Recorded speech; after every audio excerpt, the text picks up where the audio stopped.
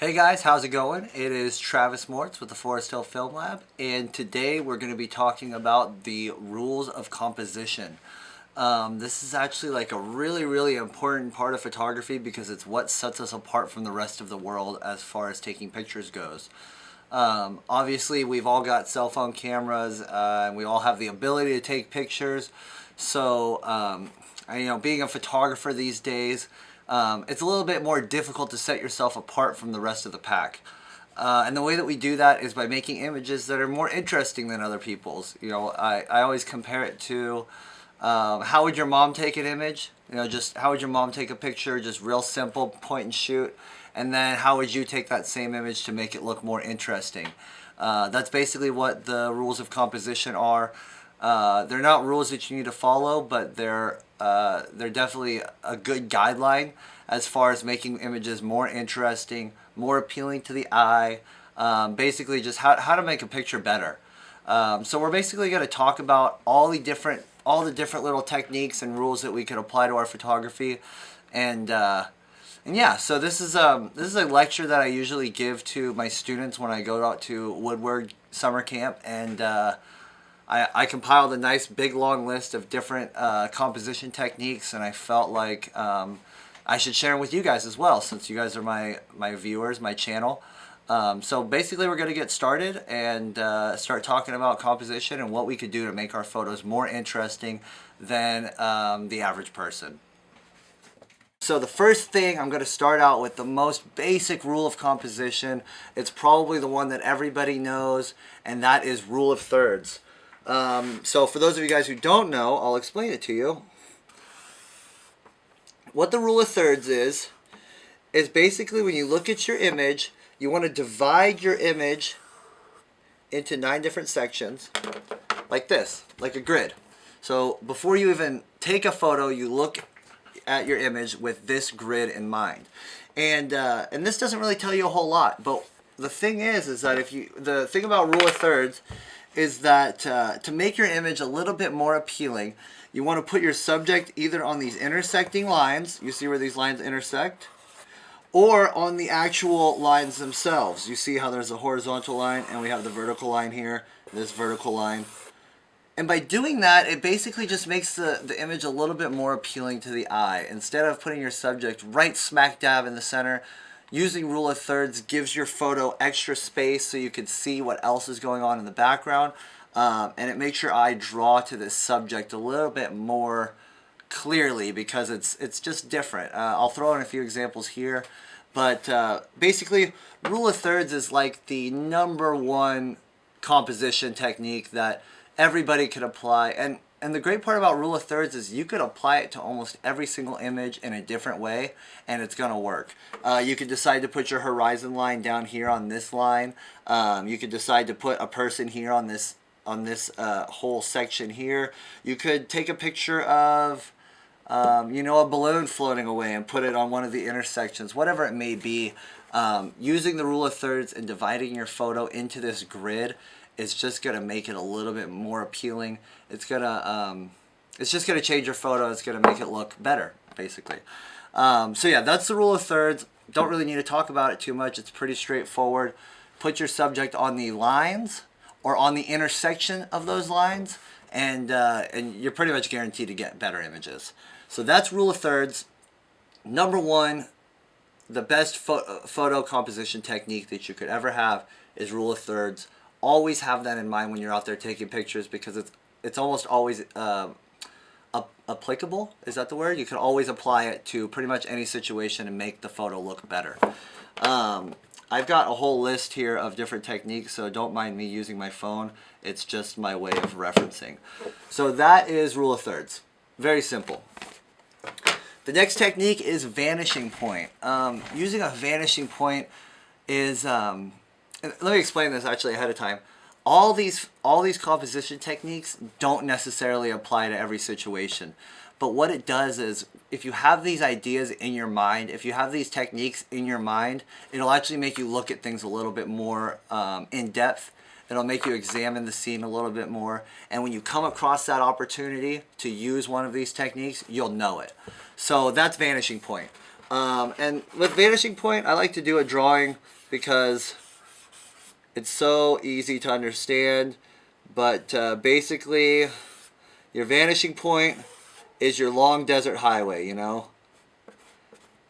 And so here's a good example. You know, the mountains with the long highway. It could be a hallway.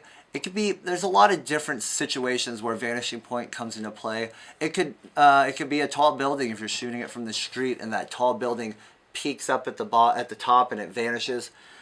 Basically, by doing this, you're giving your viewer something to look at and somewhere to go. That's the best part about photography is if you can make an image that takes your viewer on a ride, takes your viewer on a journey around your image, more often than not, your image is going to be more interesting than the standard smack dab in the middle, look at this photo. So yeah, vanishing point, like I said, it's the classic road disappearing into the distance. It's the long hallway with no end in sight. It's that kind of thing. Like I said, I'm going to toss some examples in here so you guys can kind of see what vanishing point looks like. But it's one of those things that when you see it, you know it, and you should use it. Next thing, we're just going to fly through these because they don't really need a whole lot of explanation. Like I said, these are all things that when the time comes, you'll know it. Okay, next one is leading lines. Leading lines is an absolutely awesome technique to use because, like I said, it's one of those things that takes your viewer on a journey. A leading line could be, for me, I shoot a lot of BMX and action. So if I was shooting someone grinding a handrail, I could use that handrail as a leading line leading towards my subject. It could be the curvature of a bench. It could be all kinds of different things. But basically, when you have a hard line coming from the edge of one of your frames and moving towards the center or towards your subject, basically using the resources you have for the image, using some hard line to guide towards your photo. If it was like a photo of a kid holding a hose, you could use that hose starting from the corner of the frame, leading you all the way up to the person holding it. And I'm going to put some examples in here to really illustrate this because it's a great technique, and once again, when you see it, you know it. And I encourage you guys to even look at some of your own photographs and basically see if your photographs already have some of these composition techniques in them. Oftentimes you could look at a photograph and you could pick out 3 or 4 different techniques that actually apply to that specific image. Okay, next one is framing. And this is a very self-explanatory one. It's basically putting a frame within a frame. This is often done with like a chain link fence. If you were to back up and include a chain link fence in your photo and then through the chain link have a subject on the other side. It could be a gate if you were like at a someone's house and you were like in their front yard and they had a gate. You could use that gate as a frame for the rest of what's behind it. A lot of people use this technique. They'll take like an old picture frame and they'll hold the old picture frame up and then you photograph them holding the picture frame. Well, the reason that's interesting is because it's framing, and that's a compositional technique. So we'll show some examples here. Framing is a very, very easy one to apply because it's one of those things that you want to do anyways. It's one of those things that when you see it, you enjoy it, and sometimes framing, the framing composition is what will encourage you to even take the photo of whatever this scene is. Maybe the background's not so interesting, so you want to put a frame in front of it to emphasize what you're looking at. And it could be, it could be a car window. It could be so many different things. I can't even begin to tell you all the different things that you could think of. If I had my back door open here right now, that would be framing. I would be framing the outside from within. So yeah, we'll throw some examples in there of framing. And I haven't really put photos over my voice before, so that's something I have to figure out, but it should work just fine. And then I'm actually going to tackle both of these at the same time. So symmetry. This could be used, my best example is if you found like an old pair of doors, like some really, really nice looking vintage doors, if you were to photograph those in such a way that both sides of the image are absolutely identical, it becomes instantly more appealing because symmetry is appealing to our eye. So yeah, like I said, doors or maybe a building. A lot of buildings are symmetrical, but if you were to shoot it from one side, like, you know, angular from one side to the other like this, it wouldn't be symmetrical. You'd be shooting this side of the building first, and then this side of the building would be falling off. But if you were to shoot it square on in such a way that both sides of your image are absolutely symmetrical, it would inevitably make a more interesting image. And then the opposing one is asymmetrical. Now, asymmetrical is kind of a funny one because everything's asymmetrical if it's not symmetrical. But the asymmetrical composition is kind of like if you have a subject separating the frame and the frame is the same on both sides, but the person has one hand on their hip and the other hand on their head or something. It's not going to be perfectly symmetrical because they're not two hands on the hips, but it'll be so close that it's still appealing. There's some sort of symmetry there. It's just not perfect. And I'll show you guys an example of that. I was actually just looking at one of Kelly's photos, my girlfriend, and I was looking at it and I was like, oh, that's, you know, kind of asymmetrical because the background was very identical, but the subject in the center was basically splitting it up and making it so it wasn't completely identical. And these like asymmetrical and symmetry, these are the kind of techniques that are, you know, few and far between that you get to use them, but when you see it, you know it.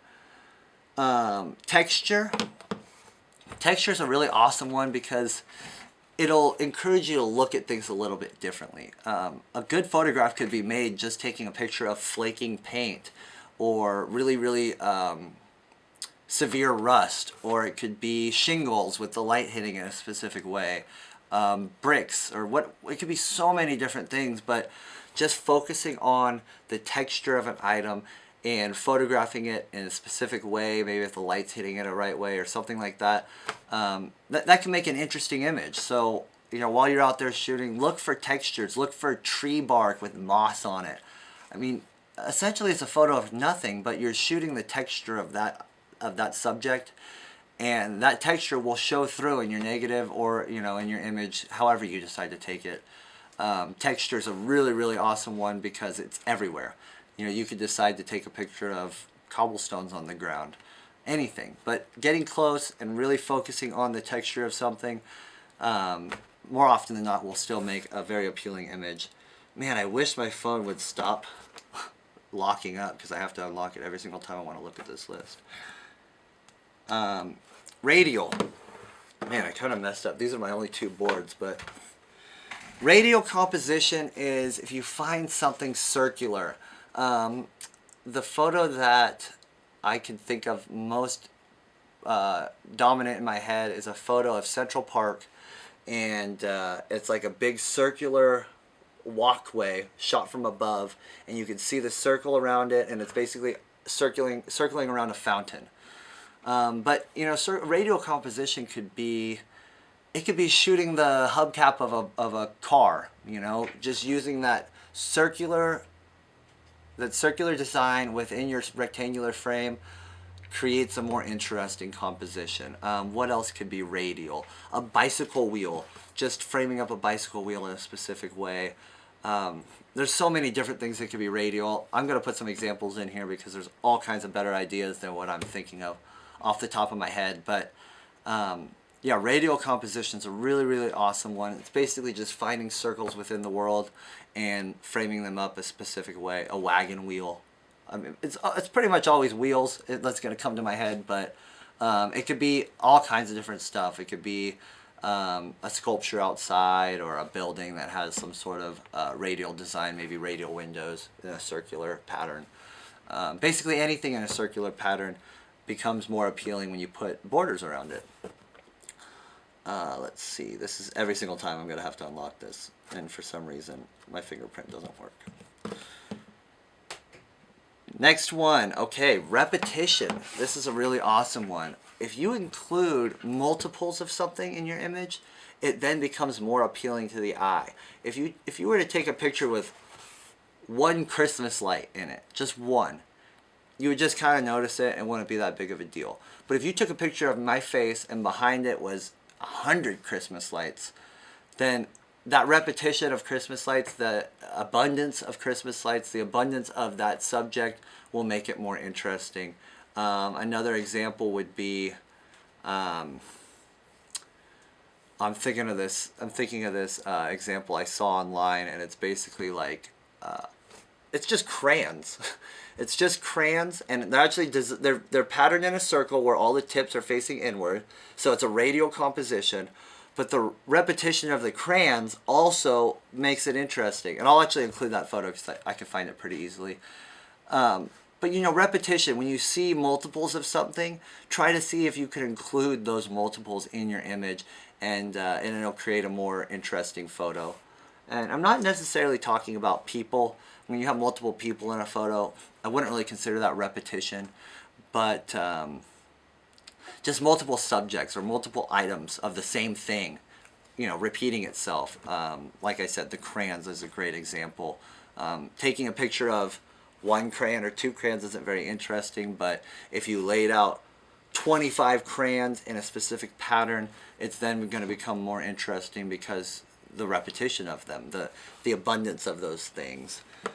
And I'm just going to basically litter this whole video with examples so you guys can really understand what exactly I'm talking about. Forced perspective. This is a really, really fun one. I'm actually going to include some of my own images on this, but forced perspective is when you take your fingers real close up to your face and you squish your friend from a distance. Forced perspective is when you hold your finger up and you're putting it on the top of the Eiffel Tower. I mean, we've seen all these images before.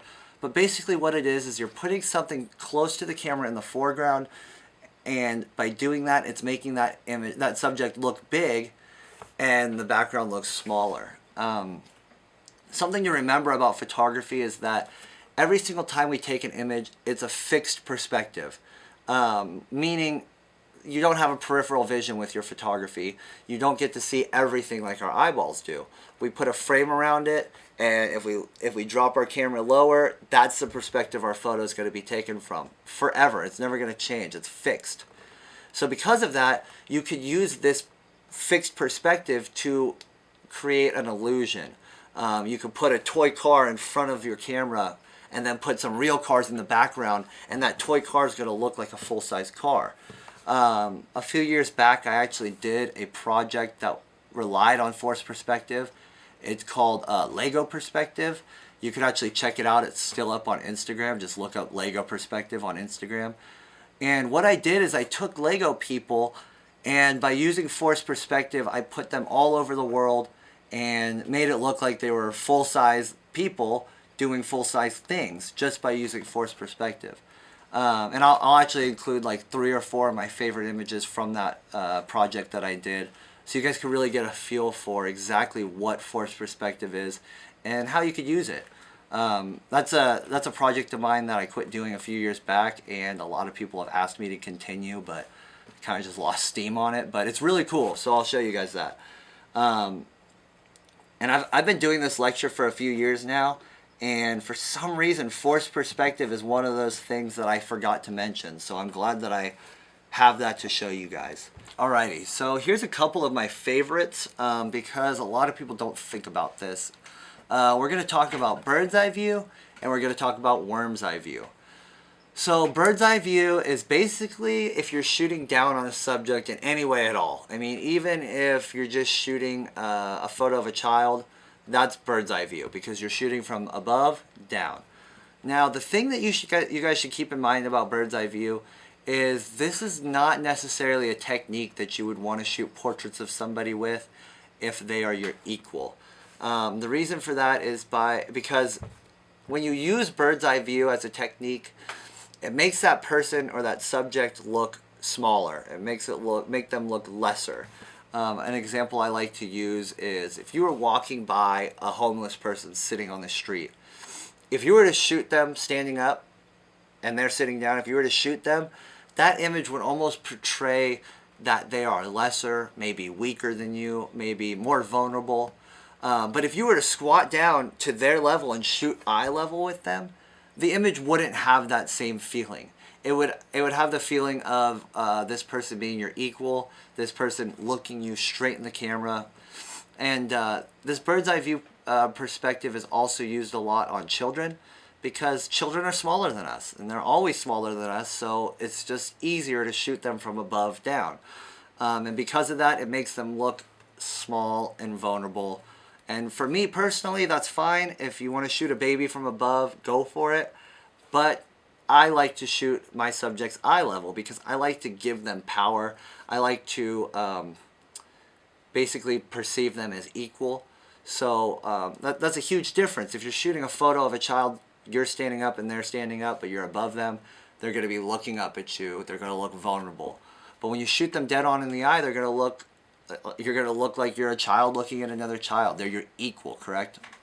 So, you know, for this situation, our MySpace angles that we used to do like this, that's such a horrible way to take photographs of yourself, because what you're doing is you're automatically belittling yourself. And that's why during the MySpace days, a lot of girls use that technique because it made them look maybe more innocent or younger, or I don't know, but it's appalling. Don't ever shoot photos of yourself like that because it makes you look small. And then on the contrary, worm's eye view is basically when you're looking up at your subject. You know, photographing a skyscraper. That skyscraper looks so much bigger than us. It's towering over us. It's so substantial. It makes you feel small. And if you were to photograph a person that way, it would do the same thing. This is just a current example, but it's for every president. But for instance, Donald Trump.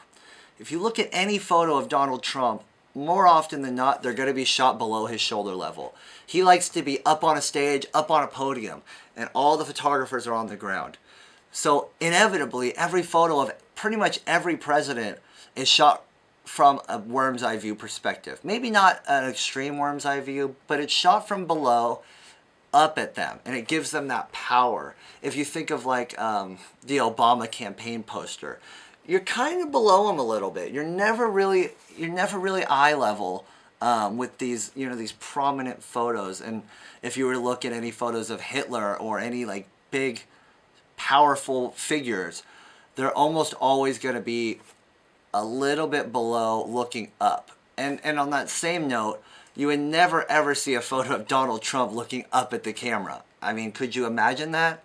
Could you imagine a photo of anybody in power looking up at the camera, looking vulnerable? No, you would never see that. And that is because the strength of using this perspective is so very apparent that even the subjects wouldn't want a photo of them like that. That's a very important thing that I like to talk about because it's something that maybe we don't think about a lot. And it's just implied. You know, you look at an image and you perceive it the way it is. But automatically you're going to think that. If you're looking up at someone in an image, they're going to look more powerful. And vice versa. So let's see what the other ones are. Filling the frame. Filling the frame is a great technique. Basically, right now I'm fisheye, so you see everything. I'm definitely not filling the frame. But if you wanted to take a more interesting photograph of someone, maybe you could move in real close on their face and make the whole image their face with no background, no extra anything. The image could be just eyes and nose and mouth and very, very intimate. And by doing that, it makes the photo more captivating. Right behind me, or right behind you guys actually, I have a huge poster of the migrant mother. And I'll include that in the video. But this is a great example of filling the frame. The frame is filled with the subject. The woman's in the center, her children are filling in the dead space, and there's basically nothing else to look at except for this. You know, Dorothea Lange decided, look at this, don't look at anything else. There's no farmland in the background, there's no people in the background, there's nothing. It's just the subject. And by including just the subject, you highlight that subject and you say, look at this. Right now, look at this and look at only this. This is what I want you to look at. And as photographers, we have that power. That's the best part about photography, is saying to our viewer, look at this, like this. leading lines. Look at this and follow this line to the subject. Or rule of thirds. Look at this on this side of the frame and, you know, follow your eyes around the photo. So yeah, filling the frame is a great technique. You know, I gotta find out who it was, but there's one photographer that said, if it's not good enough, you're not close enough. And I'm a firm believer of that. If your photo isn't good enough, get closer, get more intimate, focus more on that subject. Let's see. The last thing I think we've got is my stupid phone not opening. Subject isolation.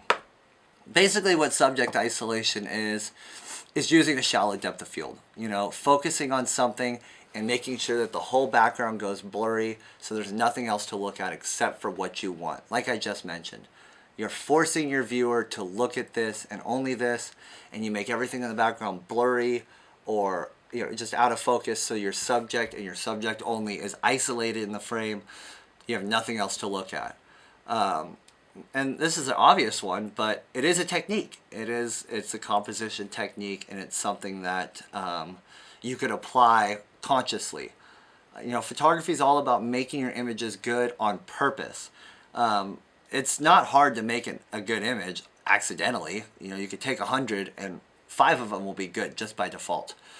But me personally, I shoot film, so I don't have 100 to waste. So I want to make as many good images as I can on purpose. And by using these composition techniques, you're basically ensuring yourself that that's going to happen. You're basically using these rules that are tried and true. I mean, these are rules that have existed long before photography even invented. These are rules that existed when painting was, you know, predominantly the only art form in the world. So these rules are tried and true. We know that they work. We know that they make images more appealing. So it'd be silly not to use them. But a lot of times we don't get to learn about these things. My buddy Anthony went to camp with me, and he sat through my lectures for the first time ever. And after the class, he said, "Dude, I didn't know any of that stuff. Like, why didn't you tell me about all this composition stuff?" And the reason is because you don't really ever get into conversations with people about composition. It's just kind of your eye, you know, the way you look at things. But there are rules to it that can be applied daily. And so I basically wanted to talk to you guys about them, because if I don't talk to you about them, nobody will. It's not a very common thing to talk about amongst friends. Never have I ever had a conversation with my friends where I talked about every one of these bullet points in the conversation. So anyways, I hope this is helpful to you guys. This is a video that I've been wanting to do for a while because it's very important. And I encourage you guys to go out, go take a picture, try using 2 or 3 of these different techniques on a roll of film, and then also maybe try to look at some of your photos you've already taken and see which ones apply. But anyways, thank you guys so much for watching, and until next time, keep on shooting.